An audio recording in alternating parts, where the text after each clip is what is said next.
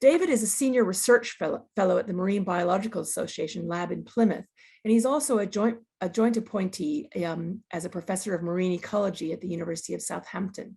And his research, as I said a bit earlier, focuses on movement ecology and conservation of marine predators. And he's best known for biologging studies of shark behavior to identify essential habitats. He leads a global shark movement project, which involves hundreds of scientists from over 25 countries. And he's authored loads and loads of scientific papers. But what he'll talk to us tonight about is how the world in which we live is changing and how those changes brought about by us are affecting sharks and their very survival. So David, thank you so much for coming along, and I'm really excited to hear your talk tonight. Thanks a lot. Over to you. Brilliant. Thanks very much, Sandra. That's great. What a lovely introduction. So hello, good evening to everyone. It's a pleasure to be here. Thanks very much to the Linnean Society for inviting me to give this talk. And I'm hoping it's quiet at the moment, but I'm actually in the laboratory in my office overlooking Plymouth Sound. And Storm Eunice is scheduled to come this way. And so hopefully I'll get through the lecture before the windows start rattling and getting noisy.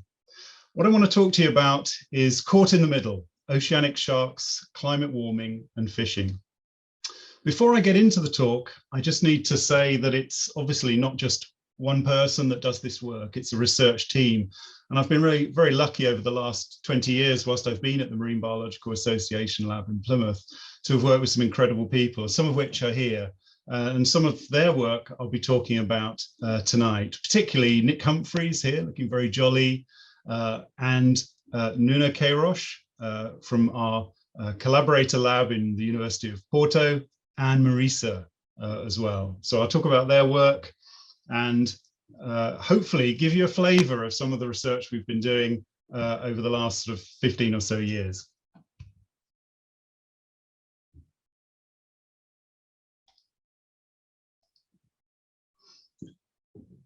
So oceanic sharks. This is the short fin mako shark. It's the fastest shark in the sea. It can reach speeds, pursuit speeds, whilst it's hunting for squid and fish of over 40 miles an hour. And it has a circumglobal distribution. And I'll be talking quite a lot about this, not least because it's an endangered species of oceanic shark. Also, the shark that Sandy mentioned on her adventure off Narragansett, the blue shark. I mean, this is a highly migratory shark. You can see here that it essentially flies along on these huge pectoral fins, generating a lot of lift, dynamic lift. And it's wide-ranging. It's probably the most wide-ranging shark in the ocean. And so these sharks are highly migratory, highly mobile, ranging across the whole of the ocean basin if they want to.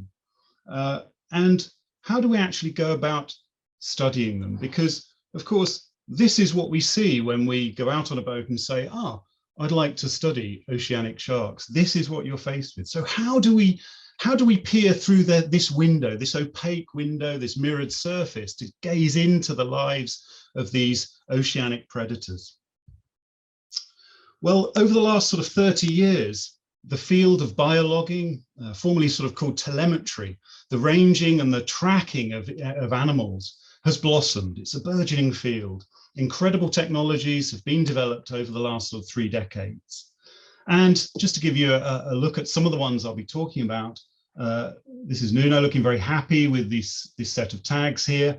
These are ones which, if you can see this, these are sort of little microphones, sort of sized tags, and they will actually record pressure, light, and temperature whilst they're attached to the shark. And then at a pre-programmed time, they'll pop off and relay that data via polar orbiting Argos satellites.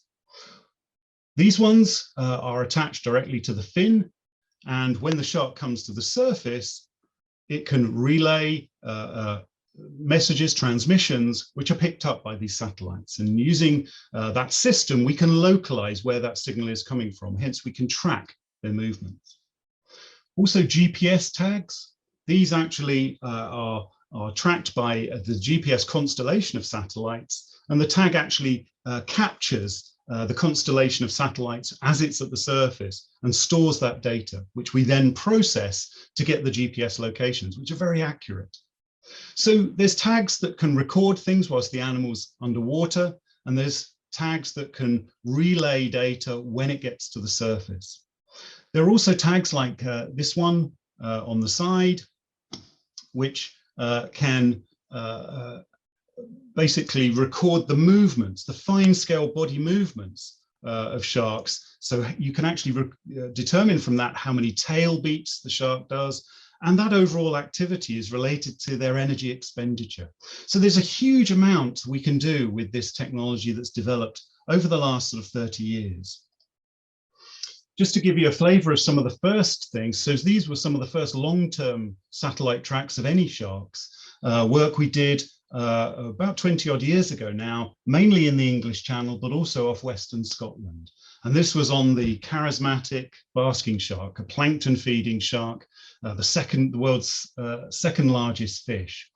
And we were able to track their movements, but also their diving behavior as well, as they went through the water column searching for this zooplankton. And I guess 20 years ago, it was very clear to us, very quick, actually, in terms of getting the results and those actually feeding into policy. And that's something that I'll mention in this talk, that there are direct effects that this tracking data can have on policy. In the case of the basking shark, it was the demonstration of shelf seas site fidelity that was really important for the proposal for CITES Appendix 2 listing in 2003, and also ranging across the exclusive economic zones of 3 or 4 different countries, which was crucial to the CMS, the Convention on Migratory Species, Conservation of Migratory Species Appendix 2 listing. So satellite tracking very early in its sort of career showed that for these marine predators, these large sharks, very quickly you could get information that was directly relevant to not only fundamental science to understand what they did and where they went and where they were going, but also for conservation. And in the last sort of few years, of course, many of those tags I mentioned to you there, they can deliver all sorts of information, not just the sort of, historic sort of, horizontal movements, the animal moving around the ocean, but also sort of feeding rates. Sensors attached to the bills of penguins, for example, can actually record the feeding rate as they're searching and hunting for these different krill and other organisms. Other information we can get is conductivity, temperature, depth, even heart rate of the shark, so of the animal. So we can get information not just on the animal's movements, but also on the environment itself. And so there's a whole use from sort of behavior to ecology to conservation to ocean observing. These animals are sort of sentinels, as resource detectors that are out there telling us where different resources or productivity might be, particular temperatures of the water. So I mentioned that I was going to talk about oceanic sharks. I haven't quite got onto those yet, but in this talk I essentially asked 3 questions. Where do oceanic sharks go? What overlap is there with fisheries? And will climate change affect catch rates of those fisheries? So the first of those, where do oceanic sharks go? So here we are armed with our suitcase full of electronic tags. And for tracking or studying oceanic sharks, it's really important to get into the area where they are. And of course, occasionally they do come onto continental shelves, but essentially we've got to get out there into the blue ocean, as you can see here. So these are the sorts of tags, the fin-mounted ones, and the ones that record temperature and light and so on. And those are fixed onto the dorsal fin of the shark after them being caught on little short long lines. The tags are attached, as you can see here, and then the fish is very quickly released. They're generally not taken out of water when the tags are fitted, because it's better for them to have the tags fitted in the water. There's less stress for them and they go off. And we found, and us and lots of other groups have found, this is a really good way of getting long-term tracks. What are sharks doing over not just a month, 2 months, 3 months, but what are they doing for a year? And what are they doing for the next year as well? So we can start to get really sort of into the lives of individual animals.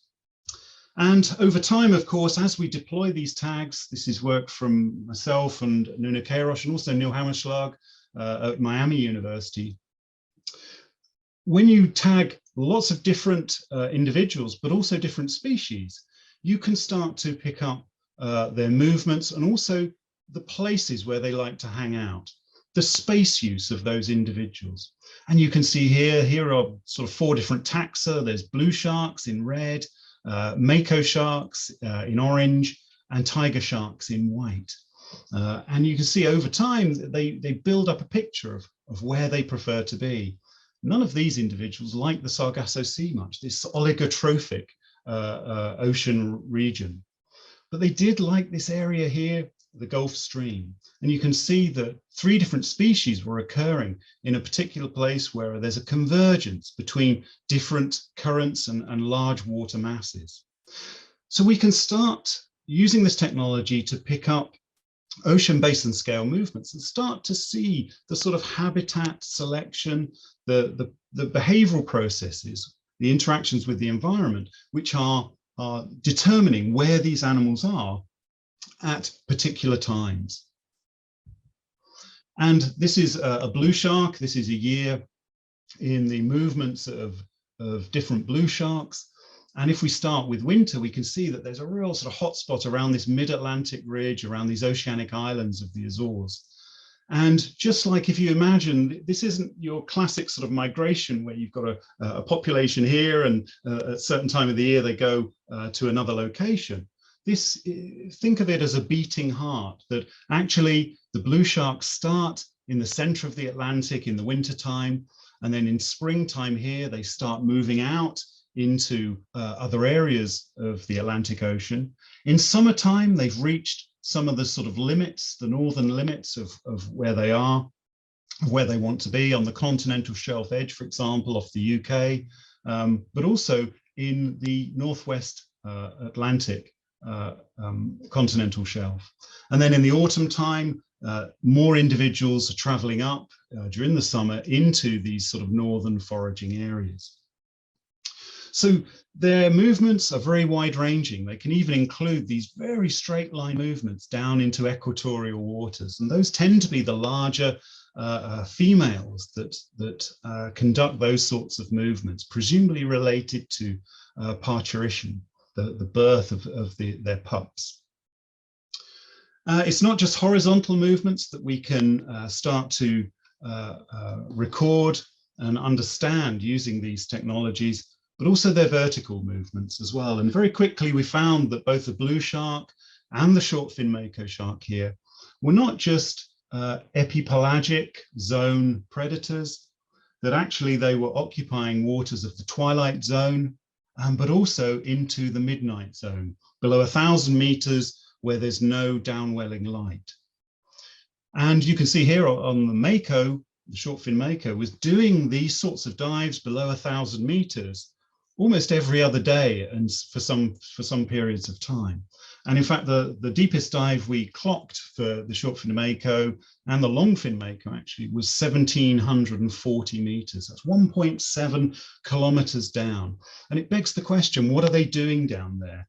Not spending dives in water that can be, 5 degrees C before moving up and rewarming in these surface warmer layers.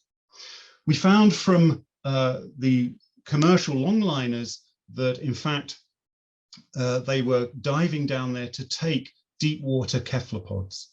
So stomach contents from these commercially caught animals in these regions were showing that they were feeding on these deep water cephalopods. And we found in the blue shark in particular, whole specimens of the vampire squid, Vampiroteuthis, sort of 1.5 kilograms Vampiroteuthis in the stomach of these.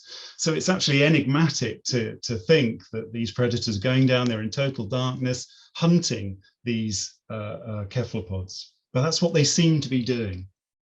And it also, as we analysed the movements and the diving in relation to the environment, it became clear that pelagic sharks weren't just sort of randomly moving around the ocean. It can seem like that at first when you get a starburst of tracks coming out from a tagging location. But over time, we see that they're selecting particular ocean habitats. And in this plot here, we see the tiger sharks and the short fin mako sharks and the blue sharks seemingly limited by this 15-degree isotherm here. So there's places where they want to be, and there's places where they don't want to be. And that's part of our studies on where the oceanic sharks were going, then led us into relating their movements and their space use to the habitat. So with this, we're not only determining where they are, but also what they might be doing and why they might be doing it. In this plot, we have those same tracks that I showed you before, those ocean basin scale tracks, and we've used just a simple sort of cluster density analysis to figure out where the sort of most of the locations were occurring, the so-called sort of hot spots of space use versus the cold spots. And we found with the hotspots, they correlated very positively with sea surface temperature gradients and front frequency. And fronts are really interesting. They're boundaries between water masses with different properties. That could be temperature, it could be salinity, it could be other sorts of physical and biological characteristics. And these fronts are essentially lines in the sea, and they have quite complex upwelling and downwelling dynamics, which leads to convergence at the surface, which can aggregate not only plankton, but other particles as well as fish, small fish shoals. And so they're generally understood to be productive, very productive regions that aggregates plankton, but also high in situ growth of phytoplankton. You get these optimal conditions along these fronts of cold on one side and nutrient rich from below. Actually, this sort of this complex set of upwelling and downwelling convergence. And it seemed that the sharks were very interested in these particular areas. And so with the hotspots analysis, we were able to relate it to gradients in sea surface temperature. But we also undertook some individual shark analysis, so individual shark movements. We compared the real sharks to biased random walking sharks, these sort of so-called model sharks. And indeed, it showed there that the sharks, the real sharks, were preferring these frontal boundary habitats. And we can see that here in this plot. This gives us sort of various tests of pelagic shark habitat selection. And this particular one, we tested associations of sharks with oceanographic features, the real versus the random walking shark, using these resource selection probability functions. It's basically sort of figuring out what environmental variables they did encounter, they did choose, versus the areas they could have gone but didn't choose. And what we see if we look at our blue shark here, this seems to be a theme of the lecture after Sandy's encounter. We'll stick with the blue shark. The blue shark very much has greater preferences for sea surface temperature of a particular range. And for the blue shark, it seems to be the range from about 16 to 24 degrees. And also a preference for chlorophyll A, higher chlorophyll A productivity waters. And these waters are usually along sort of frontal areas or just in a particular water mass adjacent to these frontal areas. If we look at our short fin mako, that has greater preferences for sort of waters with sharp sea surface temperature gradients. They're very characteristic of these thermal frontal boundaries. So sharks, it seems these oceanic sharks, using this technology, were able to identify that they select particular thermal habitat, and these tend to be boundaries with steep SST and productivity gradients. As well as looking at where they want to hang out in the sort of the broad scale, the sort of larger scale, we look at habitat selection. We can also start to think about what they might be doing there. So we know that they're selecting these productive habitats, but what are they doing there and why are they going? And for this sort of study to figure out where oceanic sharks go, we can model their movements, not only using sort of normal diffusive models. So this is essentially a particle diffusing through space in a normal way. I think at the Linnean Society on the first or second floor, I think there's a bust of Robert Brown. Of course, he lends his name to Brownian motion, the discovery of this normal diffusion. And we use these models to figure out whether the animals are moving in a normally diffusive way or other sorts of anomalous diffusion, like super diffusion, for example. And we can run computer models. You can see that here. Sorry, just get this cursor to behave. In the top left-hand corner there, you can see that these are simulations, perfect simulations of how an animal or a model animal would behave if it was adopting the black sort of curve there. You can see that that's a normally diffusive pattern of move step lengths versus a super diffusive random walk. And the difference between them, if you look on the right-hand side, you can see that there are the searching movements, which are super diffusive in nature, versus the exploiting. This is an animal that's in a patch and is exploiting that patch. And that is more like Brownian motion, this normal diffusion. So the searching movements have this super diffusive, these long jumps between areas where they're more restricted in their movements, where they like to hang out, their space use, then they jump very quickly, they swim to another location. And indeed, our oceanic sharks adopted these movements in different habitats. As we would predict, the searching habitat were in those which were less productive, that had fewer resources. The resources were more sparse in their distribution. So the animals adopted, the sharks adopted the movement pattern characterized by this searching behavior, this super diffusive searching behavior, versus in the frontal and shelf, these productive areas, the sharks were exploiting. They were exploiting a patch and feeding on these resources, we speculate. So we have an idea of where the oceanic sharks are going. We're fairly certain that they're selecting particular habitats in frontal regions, and we can look at their different movement patterns, which appear to be predictable in relation to the environmental context in which we find them. So I guess the next question we've got is, where once we've got an idea of the technology works, our approaches work to try and understand the oceanic sharks, what overlap is there with fisheries? And one thing we found fairly early on was that these longline vessels, this is a longliner actually out in the mid-Atlantic, and they deploy, as it suggests, their name, the long line. It's a line of monofilament that is deployed off the stern of the vessel as it's moving forward. And there's about 1,200 baited hooks. The long line of these large commercial sort of ocean-going vessels, which are about 30 meters in length on average for the fleets, each long line is about 100 kilometers long, with 1,200 baited hooks set at a particular depth. It could be 50 meters, it could be 150 meters, depending on the sorts of fish that they want to target. And we found pretty early on that these longliners selected the same sorts of habitats as the sharks did. We did the similar analyses. We actually got tracks of longliners, and we analyzed them in the same way as our predators, these being super predators, I guess. And lo and behold, they did prefer to fish in habitats that the sharks also preferred to be in.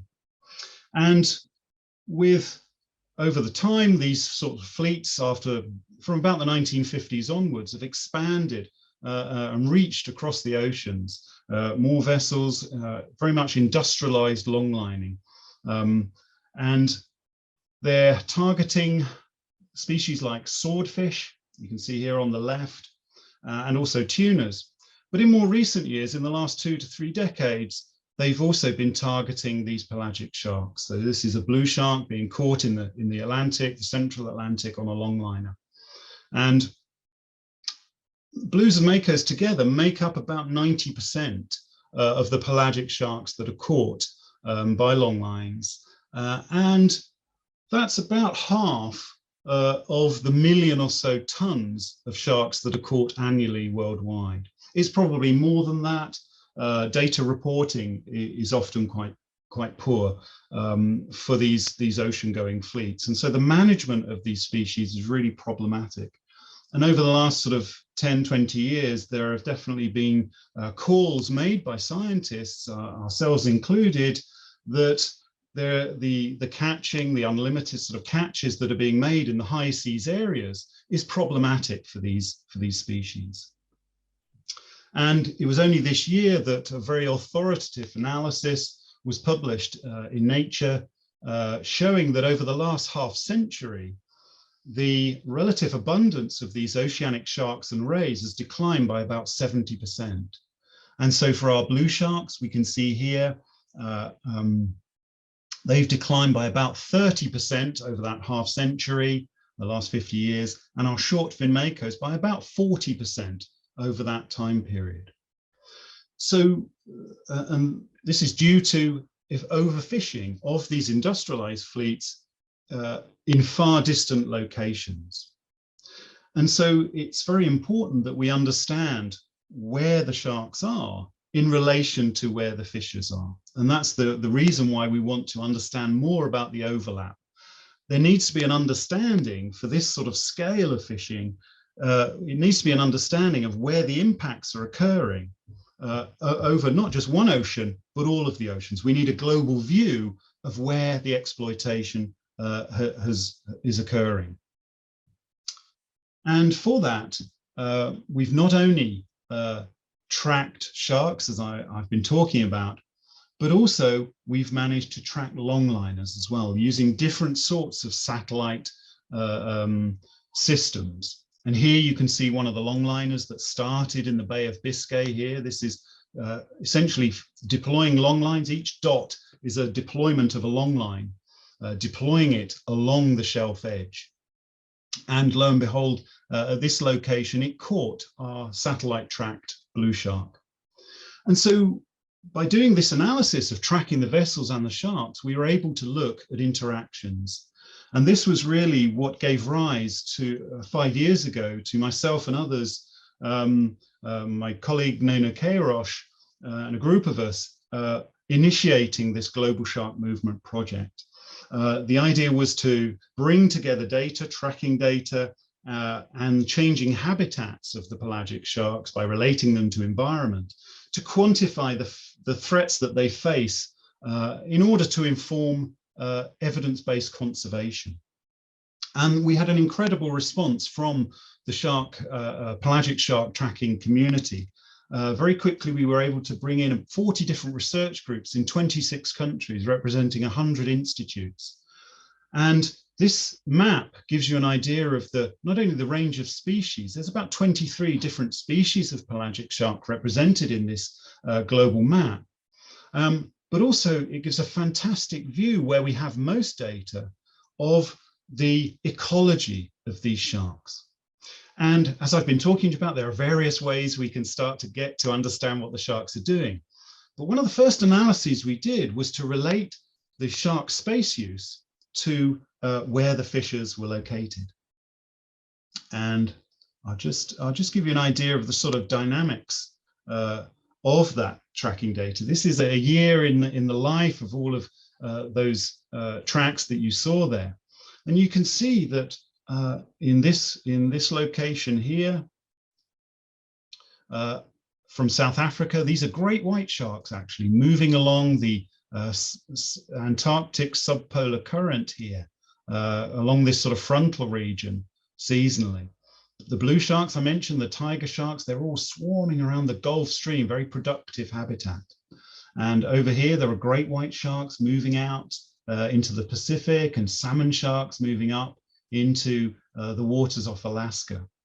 So with this data, we can get a global view on where sharks are and where they prefer to be.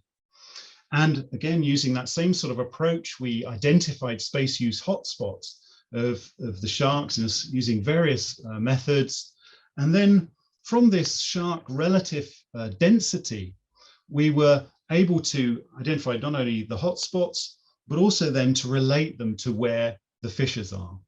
And for this, we needed a global data set. And the fantastic project, the Global Fishing Watch, have a global long line fishing effort, as well as other sorts of gears like purse seine gears, globally through time.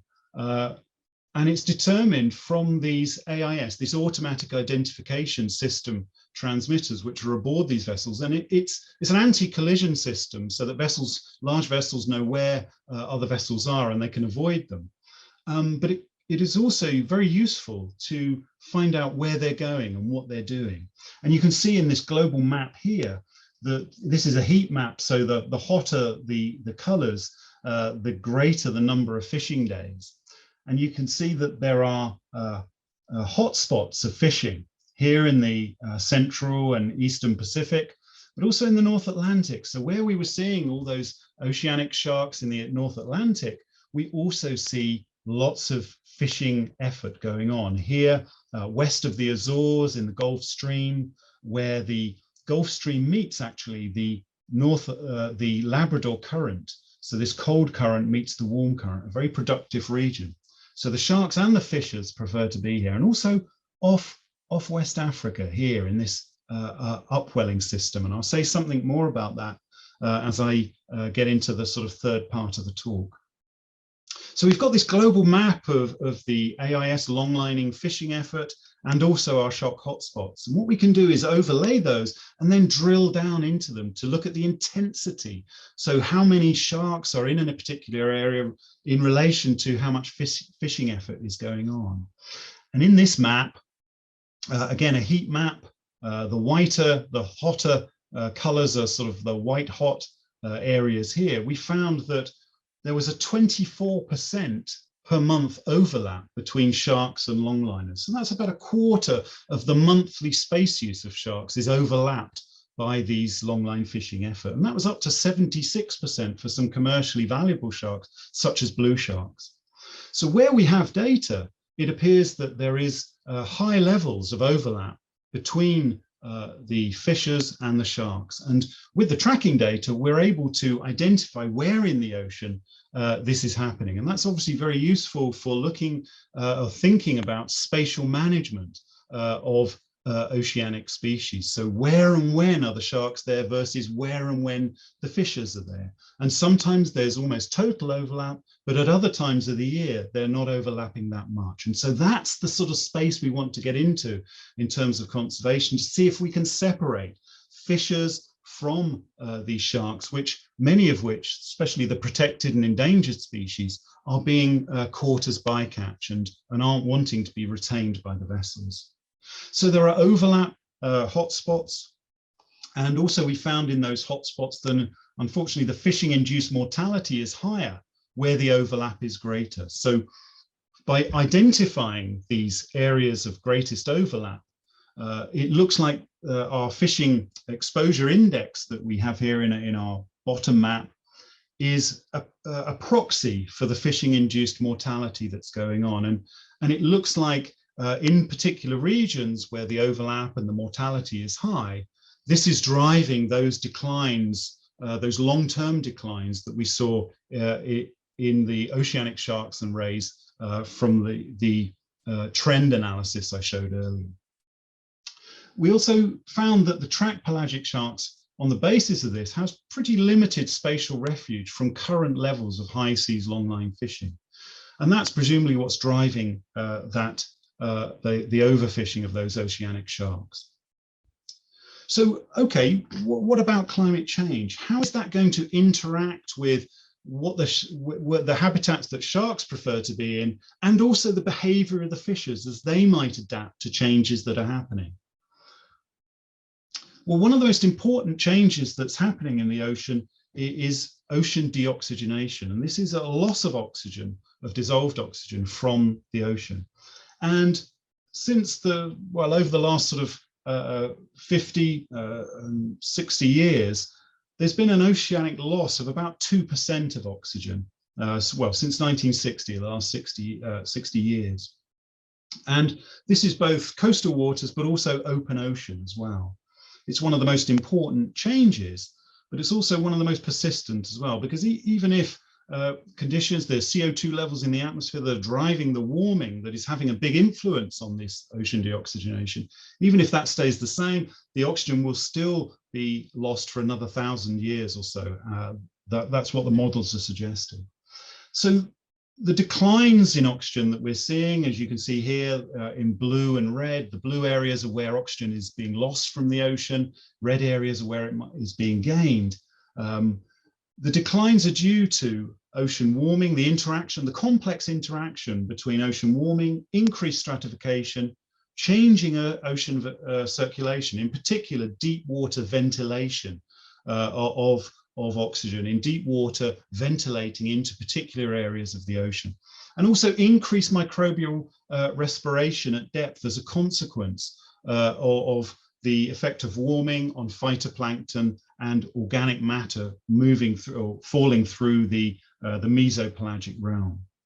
And what we can do is actually look at a region, an oxygen minimum zone. This is an area, and there are many of them in the ocean. They cover about sort of 10% of volume of the ocean, and we can look in these areas because they seem to be areas which are losing oxygen fastest. So this is where some of the most acute changes are happening. And obviously for our high activity, high oxygen demand predators like short fin mako sharks and blue sharks, the amount of oxygen that is in the seawater in certain places might determine whether they go there or certainly whether they remain in those particular areas.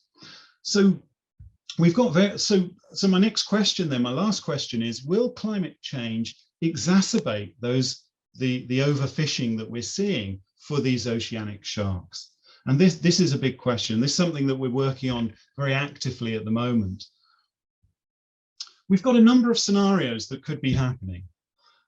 If sharks are limited, or if they're not limited by mild sort of warming and mild hypoxia, we might see that actually the vertical distribution, the horizontal and vertical distribution of oceanic sharks might not change very much at all. Interestingly, through time, we see that these oxygen minimum zones are expanding. So these blobs, essentially try and visualize a sort of blob of hypoxic water at depth in the mesopelagic from about 200 to 1,000 meters depth. And those are gradually expanding as ocean deoxygenation is happening. And there's obviously surface warming, there's increased stratification at the surface. So we can actually, looking in these oxygen minimum zones, we can take a space for time approach. If we actually start to analyze movements and the environment across these gradients, these steep gradients in oxygen and temperature, this essentially mimics what might happen through time in these locations and in other locations. So if we see for our sharks that they're not actually too bothered about mild warming and mild hypoxia, then we wouldn't expect their vertical distribution to change too much. And it could be that the vulnerability that they have to longline fishing, as I mentioned, stays more or less the same. But it could also be that they are constrained by warming at the surface and also hypoxia at depth. And it could be that they are caught in the middle between this warming layer and this low oxygen layer.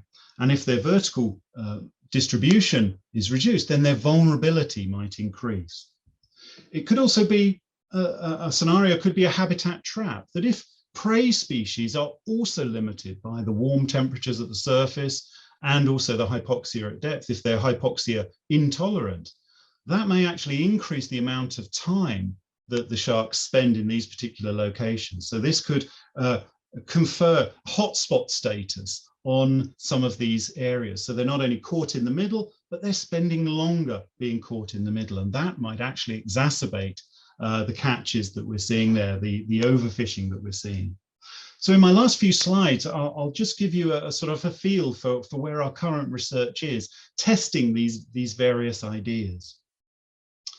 We used, again, that combination of fin-mounted and dorsal fin-mounted tags that can tell us not only where they're going, but also their diving behavior. And here you can see that blue sharks were actually moving south, making southerly movements into this oxygen minimum zone here, or at least in the waters above the oxygen minimum zone.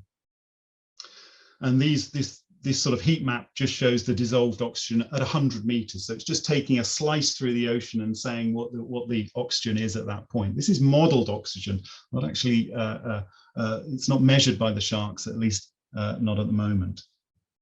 And what we found, just to give you a quick look at some of the results, is that as the sharks made these movements into the waters above oxygen minimum zones from adjacent regions that were fully oxygenated, there was a 40% decrease in the maximum daily dive depth. So there was a shallower maximum daily dive depth above these oxygen minimum zones. And in these plots, you can see that there's generally a reduction in maximum depth from about 1,200 meters outside the oxygen minimum zone to about 700 meters. So it does look that there's still some movement of these blue sharks into these mildly hypoxic waters.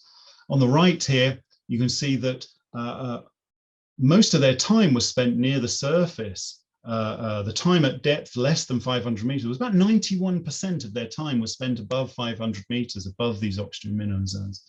So oxygen looks to be having an effect on that vertical movement. And in fact, if we model not just dissolved oxygen, the effect of dissolved oxygen on the maximum daily dive depth, but also the sea surface temperature and productivity in the water column, we can start to unravel how the shark might be viewing its environment, how it might be responding to this rather extreme environment.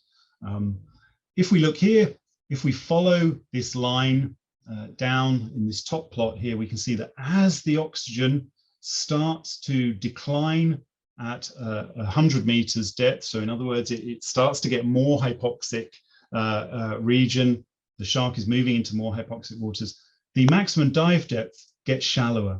And this seems to kick in at this sort of boundary threshold of about 3.5 milliliters of dissolved oxygen per liter.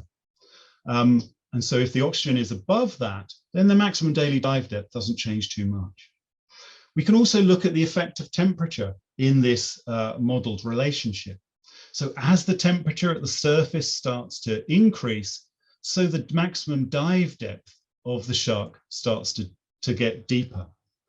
And so you've got these two effects going on, that warming surface layer, that warm surface layer that could be up to sort of 26, 27 degrees, actually forcing them to occupy waters that were deeper. But then the effect of mild hypoxia at depth, which is enabling them to select above that lower threshold depths, which are more oxygenated. You can see here that there's actually a downturn in their behavior, their response in these very warm temperatures. And this is, we think, that there is a trade-off. The temperature gets, as it gets warmer, the animals get shallower. And we think that this is that they're not able to tolerate low oxygen as that temperature at the surface gets warmer. They can't then, being rewarmed at the surface, they can't then tolerate this sort of mild hypoxia at depth.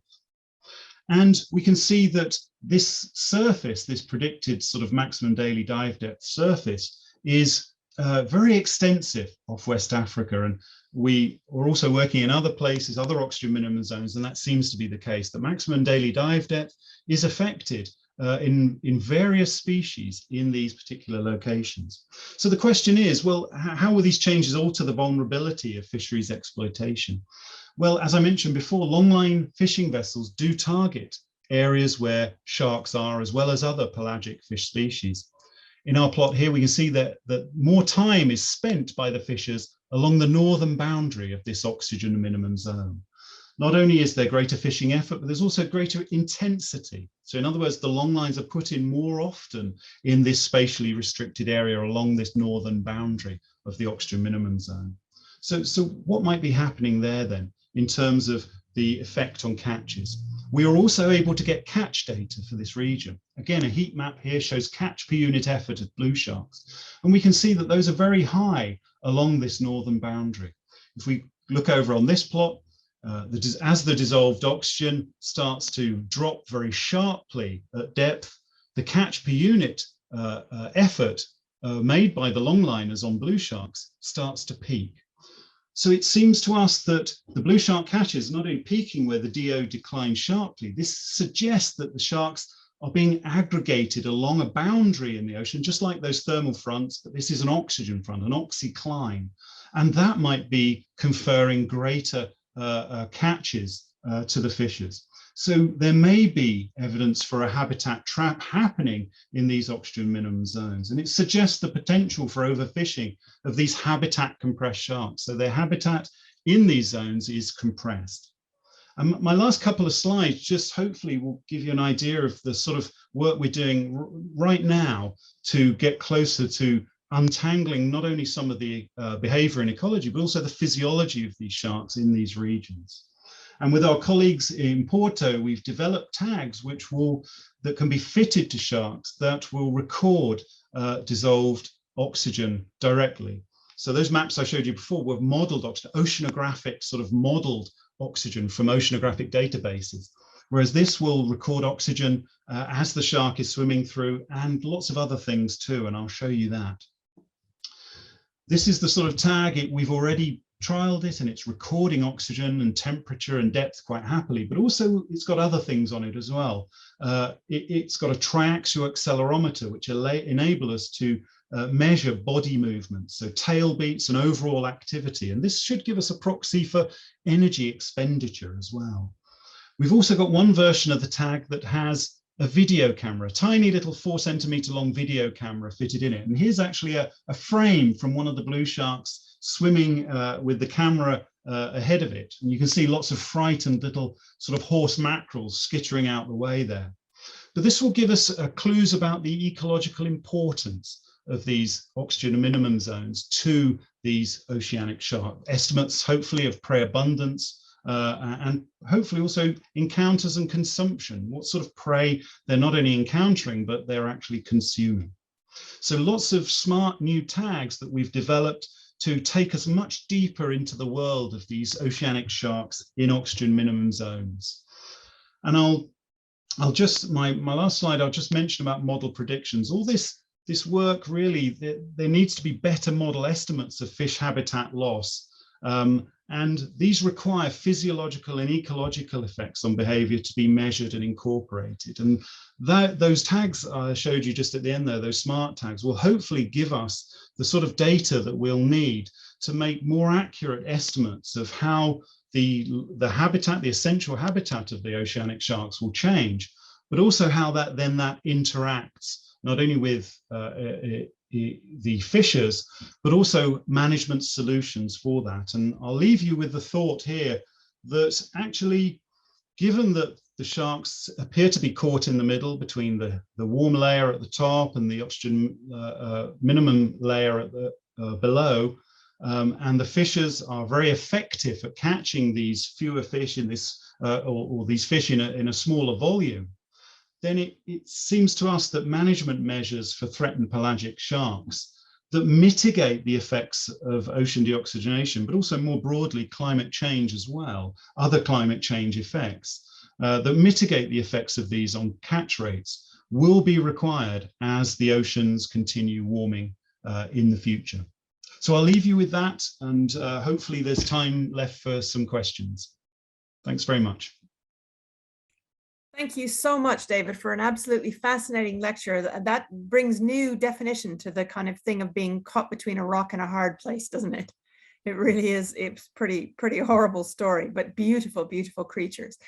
There are loads of questions, so I'm going to apologize in advance to anyone whose question I don't get to. So just bear that in mind. I'm going to try my best. So there's a few questions about tags, about how you actually put tags on sharks at the very beginning. And how do you put the tag on? Do you ever, what happens to the tags after they release? And have you ever found a tag inside another shark? Yeah, there's a few questions there. So I'm trying to put them together. Yeah, no, that's okay. We have tags, you saw there, that were fitted to the dorsal fin of the sharks, and those are actually put through with pins. And what happens is that over time, those pins dissolve and the tag will then fall off. We hope that obviously there are some tags that we want to attach for a shorter amount of time, some that we want longer. And what we attach them with, the sort of metal that we attach them with, really determines how long they'll stay attached. The ones that were sort of microphone shaped, these ones that I was sort of flashing here, they're fitted with a little dart into the base of the dorsal fin, and those actually pop off, and that dart will actually dissolve over time. It will take quite a long time, but it will dissolve. But those tags actually pop off. The smart tags that we've got there, at the moment, they're a bit bulkier than we want them to be, and that's because of the GPS board, the integrated circuit board that we're using there. The GPS board is much bigger than we want it, and we're actually moving over to another integrated circuit board, which is smaller, and so the tag will be able to come down in cross-sectional area. And for that, we're thinking about using, where we're actually trialing at the moment, little attachments with starch, which will dissolve naturally in the water and hopefully won't leave anything behind on the shark, but also won't damage the environment either. So we're definitely trying to get not only get the longevity we need to test the hypotheses, but also make sure that we're not harming the sharks. Do we find sharks in other animals? Yes, we do. When we get tags back sometimes, when we download those, we can see that the tag has been in a very warm animal. Sometimes it's a mammal, or some of the sharks, like the mako shark, is endothermic, so it has a warmer body temperature. And so we think that some of our tags attached to blue sharks have been taken by great whites, and also some toothed whales as well. And so you have a nice sort of stomach temperature sort of data stream that comes back to you, which it could be that they haven't consumed the shark. It's just that they see the tag sort of, often, trailing behind the fin, and it could be that they just take that. Yeah. It's difficult to know. Difficult to know. And I guess one of the other questions was how do you do it? And I guess my experience is you hold the shark down and attach the tag. You don't immobilize it with drugs or anything. You just no. Yeah, sorry, that was one question I missed, wasn't it? How do you actually do? It's okay, I'm sorry. Sharks this size, I mean, we're tagging ones which are between 2 and 4 meters long, and there's no anesthesia used. What you do is you get the shark alongside the boat. We tend now to keep them in the water. That's the best, simply because they collapse under their own weight out of water, and that can cause problems for, in terms of organ damage. So keeping the shark in the water is pretty crucial, and for that we cover their eyes, and we make sure that there's a flow across the gills. And you do immobilize to extent. You've got the hook attached to the jaw at one end, which obviously you then remove when you release them, but you then lasso the caudal fin as well, and often retain around the middle of the shark with a rope as well, just so that the shark doesn't flap around and damage itself against the boat. And then when you've quickly attached, I mean, it only takes a few minutes, 2 to 3 minutes to attach these tags, and then you release those ropes and the shark swims off. And using that sort of method, we've had tags attached for between 1 and 3 years at their longest. Amazing. So I guess there's a couple of questions. There's a couple of questions here about, and that one of the things is where do these sharks breed? So there's all this movement. So is there a particular place that they breed, or do they just breed all over that area? Yeah, it's a good question. It's something I didn't touch on there. Obviously, there's other work we're doing on understanding which components of the population go where. And obviously, I was referring to them as a blue shark and a mako shark. But of course, there are juveniles, subadults, and adults of both sexes. And we do find that they are segregated. So there's sexual segregation occurring over different scales in relation to the oceanography, it seems. So in the Southeast Pacific, for example, for mako sharks, there's a very clear line in the sea. To the west, there's males, and to the east, there's females. And you tend to find that in other locations. There's reasons why they don't want to be around each other all the time. And we are finding that there are places where pregnant sharks go to give birth, and those tend to be separated from where most of the other sharks are hanging out, and that makes sense. You don't want to put your young that you've invested a lot of time in. Shortfin mako, for example, only produces 3 young per year, but does so on a 3-year cycle, so it's about 12 young every 3 years. And so so the 3 or 4 pups every year on average, and so they've put a lot of effort into that, and you tend to find that those areas, they have particular nursery areas, and it's the same for blue sharks as well. You tend to find subadults and juveniles in certain places, and obviously this is a problem. If you're finding that that there is actually a big overlap sometimes in some locations between pregnant sharks, females, and longline fishing fleets, and that's a problem. And we found a couple of these locations in the southern hemisphere, one in the Atlantic, one in the Pacific, and this is a problem because pregnant mako sharks, an endangered species, are being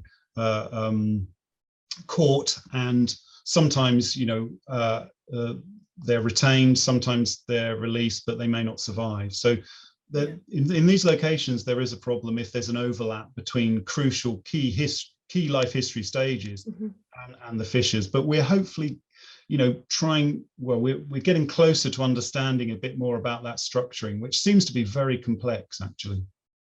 Yeah, so that brings me on to another kind of set of questions, which I'm going to again try to kind of pull together a couple of different things. Is how segregated are the Atlantic? Do things cross between the Atlantic to the Pacific? Is the first part of this question, and the second part is how much work is there in the genomics of these sharks in relation to the environment? Yeah, good question. God, why can't I always get the hard ones? I always get the hard questions. Sorry.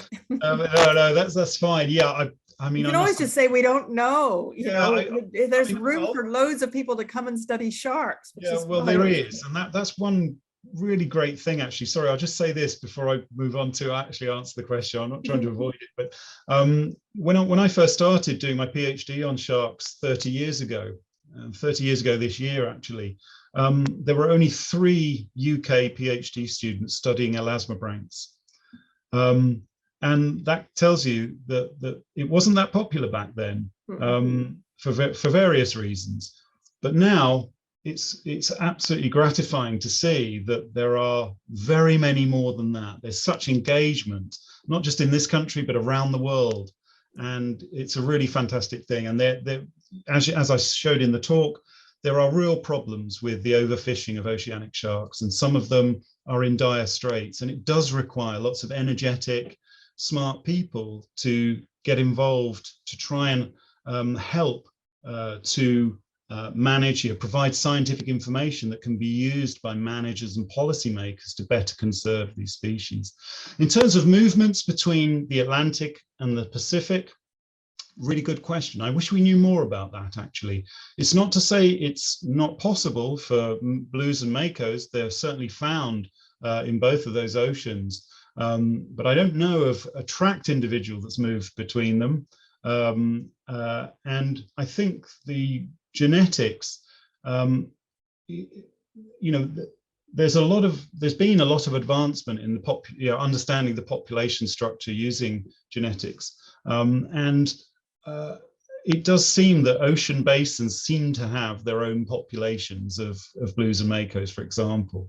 So that probably the exchange isn't that much. I mean, to get homogeneity, I guess, genetically, it might only take one sort of migrant per few generations or whatever. So if they appear separate, where they appear to be, then I imagine that the number of migrants would be quite low. In terms of genomics in relation, the expression in relation to environment, this is a really exciting area, actually, and it's one that we're wanting to get more involved in, because it does seem as though blue sharks, for example, can penetrate mild hypoxia, as I showed in the talk, and we're really interested to know how they do that, how they can operate at those sorts of depths with that sort of level of oxygen. And presumably there's an advantage to doing it because we see them in the oxygen minimum zone, even though their maximum daily dive depth is decreased, they're still making deep dives into that hypoxic layer, that hypoxic blob. And the advantages will be that, I guess, fewer other high oxygen demand predators are there. Short fin mako, I didn't show this data actually, but short fin, we haven't published it yet, so just between us, don't tell anyone. Nope. Short fin makos do not go into the oxygen minimum zone. They stay in that warm layer. And that's a real problem for them, not least because the overlap with fishing will be greater, but also that warm layer, they may end up moving into adjacent habitats that may be suboptimal for feeding. So the mako shark has it different to the blue shark, and it could be that the blue shark, exhibits some sort of niche separation from the mako shark by making these dives. So we've actually got into more the physiology of what they're doing. We've taken blood samples from sharks that are over top the oxygen minimum zone. In fact, Marisa, who I showed in the talk there, that picture of Marisa, she was the one that took these samples above oxygen minimum zones and also in adjacent waters. And that's just being analysed at the moment, but it does look as though the blue sharks do have sort of biochemical physiological protection mechanisms that allow them to get into these areas. The makos doesn't seem that they do, and that's really interesting. I'd love to get into the genomics of that, whether there are, well, we know in other animals there are these anoxia genes. It would be right for that kind of work. So if you're really into that, anyone listening, then for it. Contact us. Yeah, that'd be great. Well, it also sounds like it's the sort of thing that natural selection is going to absolutely act on very, very strongly. Okay, I'm going to try to keep going. So someone has asked, what are the sharks moving from one in the hyper random movement? And thank you for mentioning Robert Brown, who's wonderful. But in the hyper movement, is there some environmental stimulus that they're following, or are they just moving a long way and hoping that they'll find something? Yeah, it's a really good question. And ourselves and lots of others have devoted a lot of time to try and understand it. I guess to start, just a quick answer for this is that those basking sharks I showed right at the start of the talk are a really good model to try to understand how sort of pelagic sharks respond to prey, because you can actually measure what they're feeding on, zooplankton. And we did that for many years, track individual sharks as they were swimming and actually measure, collect the zooplankton densities that they were feeding on. And what happens with them is that they feed and they get to a certain lower threshold density, which is, if you need to know, it's 0.6 grams per meter cubed wet weight of calanoid copepods. When they get to that level, they close the mouth.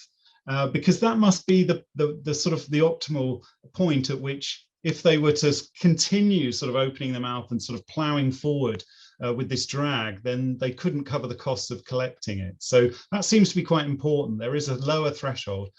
When they get to that threshold, they close their mouth and they swim on a straight line course. And it's very reminiscent of those sorts of patterns I was showing in the model data of these super diffusive sort of jumps that go on. And the more animals we've tracked, the more we've seen this kind of behavior. So they occupy a patch, whether it be along a front with resources scattered along them sparsely in patches, whether it be zooplankton or fish, the fish feeding on the zooplankton. And when they get to some level, a lower threshold, they then sort of move somewhere else. Now, there are ways in which you can move. You can use clues, or you can move without clues. Clues are things that tell you where things are. So it might be a gradient in temperature. And we certainly do see sharks swim along thermal fronts. And we know that they have thermoreceptors, which are sensitive to down to about 0.0001 degrees C. So they're very capable of detecting small changes in temperature. So where there are clues to where food will be, then they'll use those. But there must be times in the open ocean where there are no clues, no smells, no sights, no thermal clues. And it's then that we think that they might operate that sort of random type movement, those super diffusive jumps that you were seeing. So it rather depends on the information that they have available to them, what kind of movement pattern that they operate. But it seems that they seem to be very efficient at finding these patches, both blue sharks and also these other oceanic sort of predatory sharks. They seem to be really good at occupying the right places. And yeah, hats off to them. Yeah, so that's a great, so Brownian movement links orchids and sharks. That can be a university challenge question, is what links orchids and sharks. But Yes. one of the things that one of the other questions that came up was how do they find things in the midnight zone? How do sharks find prey in the midnight zone? Yeah, see, this is really interesting. It's a good thing to ask. We really want to know. I mean, that's one of the things that's driving us. That's why we've built this video camera, which has little red LEDs around it, so we can see a certain distance. It's attached to the dorsal fin, so we can see a certain distance to the nose of the shark. And what we're hoping is that when we deploy these, we haven't deployed them yet in the oxygen minimum zone, but when we do, we hope that we'll pick up some of these dives and see what they're seeing, or at least close to some idea of what they're seeing. And in the midnight zone, no light, we imagine bioluminescence might be quite important. A lot of these deep water cephalopods have light organs on their suckers, for example, and it's thought that they may use these for some sort of signaling between conspecifics, or even to alarm potential predators. But there can also, I guess, be signals from plankton that's down there. You know, an ostracod or something clattering into another one may give off some sort of light. So we think that there probably are clues down there that the sharks, you know, could sort of home in on. But again, if they appear to have this ability to search in a very efficient way, and I should have said that sort of super diffusive searching, theoretically, that's optimal for finding sparse resources. And they appear to adopt that kind of movement. So here's a nice question for the evolutionary biologists out there, is it that has evolved as a default search pattern if you don't have any clues? Open question. Super interesting. Yeah, that is really interesting. And you just wish you knew those clues because sharks can't talk, which is really rather sad. Yeah, it'd be nice if they could tell you. could. So there's another set of questions about whether or not sharks are the new whales, and is it possible that one could do the same kind of thing that's been done with albatrosses and actually have some kind of monitoring of the long line fishers, as is done for the albatrosses in the southern seas? Yeah, absolutely. And in fact, you know, it is happening, but it's not happening fast enough. And I think this is the problem. Obviously, we're you know, ecologists, marine ecologists who are providing sort of fundamental information in our published papers, but we're also getting involved in policy, and particularly with fish, it's very contentious because fisheries management, obviously there is a large industry behind that, especially the industrialized fishing that goes on in the high seas. It's a huge, you know, multi-billion-dollar business. And in fact, the management agencies have been very slow to adopt scientific advice. And this is something that myself and many others have been saying and publishing opinion pieces and commentaries for many years with regards to oceanic sharks. And obviously the short fin mako shark is a prime example of a shark that just a few years ago was least concern. No one seemed bothered about it, yet it was being caught in large numbers, not least because it occurs in the same habitats as target species such as swordfish and tunas. They prefer to forage along these thermal frontal boundaries, and the fishers know that. The fishers of these industrialized vessels, these 30-meter long vessels out in the high seas, they actually purchase sea surface temperature imagery that they have on the bridge, and so they can very effectively deploy their long lines in the habitats that these sharks prefer. And you know, obviously, you know, they're not, you know, hitherto they weren't doing anything illegal for mako shark. There was no management. Largely, they weren't regulated at all in the high seas. where a lot of these catches are being made. It's only recently, in fact, last November, that in the Atlantic, the ICAT, the International Commission for the Conservation of Atlantic Tunas, that are also tasked with managing oceanic sharks. It was only last November that they adopted a retention ban, even though 4 years ago, 4 years ago, I was at the stock assessment for shortfin mako, which the scientific advice was that the catches must be reduced to less than 500 tons. And at that time, it was well over 2,000 tons just in the North Atlantic. Wow. It had to be reduced to 500 tons that year in 2017. That was ignored. And it's only last year that the scientific advice was 0 tons would be the catch limit. And then the retention ban was adopted. But of course, that they decided that only for 2 years.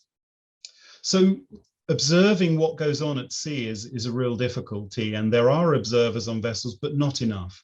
The coverage of observers, scientific observers, is very poor in the Atlantic in particular, and also the data reporting is not 100% accurate for all of the fleets.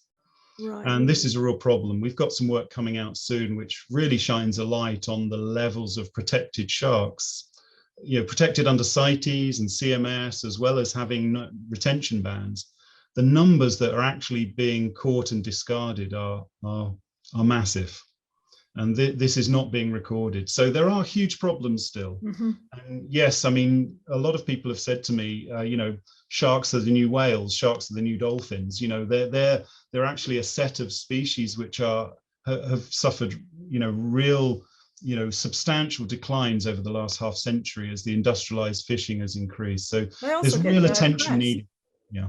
They also get very bad press, sharks, despite being absolutely beautiful. So I guess you've answered one of those questions is, are you doing anything about this with the authorities? And the answer is obviously yes. But the other one is, and something that someone has asked about is, are all of these sharks caught as bycatch, or are they caught for food? Are they caught because people eat them? Yeah, good questions. Yeah, if I didn't mention that, that's my oversight, because the two main species I talked about, blue sharks and mako sharks, are caught for their fins and also for the meat as well. A couple of decades ago, they generally were caught as bycatch. They were retained as bycatch. But now, because other species have declined over the last 50 years, including the swordfish and tunas, sharks have become more important in the sort of economic spreadsheet of a longliner's trip, for example, and so they are what's been termed targeted bycatch. And I think we understand, the folks that are working in this area understand that these two sharks are targeted. Blue sharks, their fins are represented in the markets in the Far East more than any other shark. And the mako shark isn't far behind either. And so there's still real demand, not just for the fins in the Far East, but for meat within Europe, for example. The Spanish fleet mainly retain the meat within Europe. They actually sell it within Europe. So yeah, they are a commodity. They are worth a lot. There might be $30, 30 euro a kilo for fins. It may even go up to 60. I think it's been beyond that, actually. I think the price has come down a little in the last few years. So they're a real commodity. There's a desire on the fishers' part to catch them. And it's really important for the conservation and the management to catch up fast. And that's where politics has sort of come in. The progress has been really slow, even though the scientific evidence has been there for some years now. Yeah, it's sort of that thing of the world is changing so fast that politics feels that it needs to take time to think about things, but there isn't time. I think that's one of the messages that came out of the climate change conference in Glasgow is we have no more time. Exactly. I mean, the shortfin mako shark, I mean, in the time I've been studying it, the last sort of 15 years or so, has gone from sort of, least concern to vulnerable to endangered. I mean, this is, and I've written about it a lot in Science magazine. that mako sharks are speeding to the brink, and that's, it's a real concern that within our lifetimes or our children's lifetime, if things don't change in terms of the management, that this species may become, functionally extinct. And that's, well, think about it. We managed to save the blue whale by deciding to do something about it, so we can decide to do something about the mako shark as well.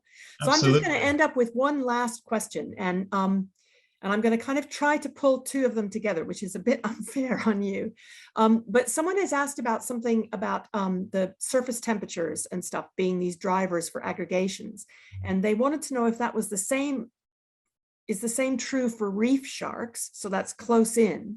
And then the other close in kind of question, so I'm grouping close in questions together, is how is offshore infrastructure affecting some of these species? Or is it affecting these pelagic species, but might it affect the inshore species?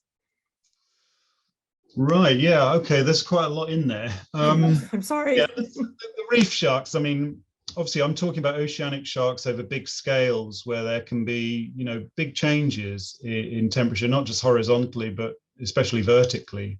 I mean, as you saw there, the blue sharks were encountering temperatures from 5 degrees to 27 degrees, within an hour or so, within minutes, so they seem able to tolerate these extremes, but can they tolerate them longer term? And if they're increasing, it's the time scale over which that change is happening. And in reef sharks, what we find when we track different species around a particular reef, we've been doing some work with the Save Our Seas Foundation in the Seychelles archipelago there, and what you find is that the different species have their particular places they like to hang out. They do overlap, but there is also a separation. And that can reflect not just physical characteristics, but also thermal resources as well. And so sharks have a thermal niche. They spend plus or, sort of 90% of their time, plus or minus sort of 2 degrees around an optimum. And as you saw for the blue shark there, I highlighted the fact they like to be in a particular range. They can tolerate outside of it, but the question is for how long?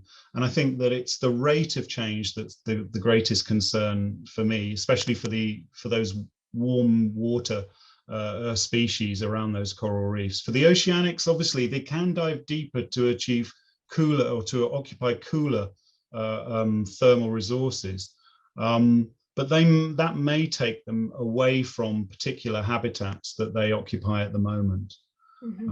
Or concentrations of resources or something else as well. Yeah, I mean, in those oxygen minimum zones, I think there's a particular problem as I highlighted in the talk, this caught in the middle. I mean, this is like shooting fish in a barrel where the barrel is half full of water, and that analogy, isn't far from what seems to be happening. And I think that probably is reflected in other sorts of environments as well, other sorts of ecosystems as well, where sharks are predators.